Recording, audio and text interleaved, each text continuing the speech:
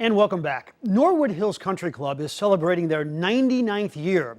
And this week, they will do it in style with the Ascension Charity Golf Classic. So many fascinating subjects, including the guy behind me, Jay Williamson. The John Burroughs grad is our spotlight story. With the help of photographer Randy Schwenkert, we take you inside his life and career. All right, let's go to work. He's going where he wants to go most, the golf course, to do what he does best. And on this day at Norwood Hills Country Club, Jay Williamson was pretty good, as you can see, from 97 yards away. He appears to be ready for the Ascension Charity Golf Classic. Just another day to play golf. This is a great opportunity for me. Now, if I let it, if I shift that mentality and get nervous and anxious and try too hard, then I'm not going to perform well. There will likely be no one in this field, or perhaps any other professional golf tournament, with Williams' path to being a pro. In college, at Division III Trinity in Connecticut, he starred in hockey and baseball. Bernhard doesn't care. The 70 or the 80 guys next week, they don't care about that.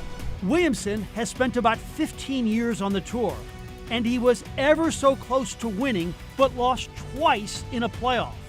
So 7 times, Williamson had to go to tour qualifying school, which is one of the toughest things to do in golf. You have hundreds of really good golfers qualifying for 25 spots on the PGA Tour. And miraculously, Jay qualified 5 times. That was a way for me to improve my job for the year, and I was able to, rise up to that challenge. It's certainly not something that you champion. You don't read that in the history books, but it's something I'm definitely proud of. Williamson's most enjoyable moment came in 2004 when in the final round of the Nissan Open, he and a fellow named Tiger Woods each shot 64. I think he was a little stunned when I was asking for his autograph and having him sign my hat and my glove, after the round. But I mean, that was one of my defining moments as a professional, certainly. Wait a minute, you shot 64 and you were asking for autographs? Yeah, he was probably like, what's wrong with this kid? The kid has seen it all in this sport, the lows and the highs. You hit a couple good shots, you walk down the fairway and you think, God, I could really, this is great. I really enjoy this. And then you the next hole you chunk a chip or you 3-putt and you're like, God, what am I doing? I don't want to do this anymore. Williamson didn't do it for about 8 years. He raised his kids and moved into the business world. But this summer, he shot a 65 at Firestone to qualify for the British Open. And he can't stay away from the sport that has intoxicated him for most of his adult life, especially when there's an event in his backyard.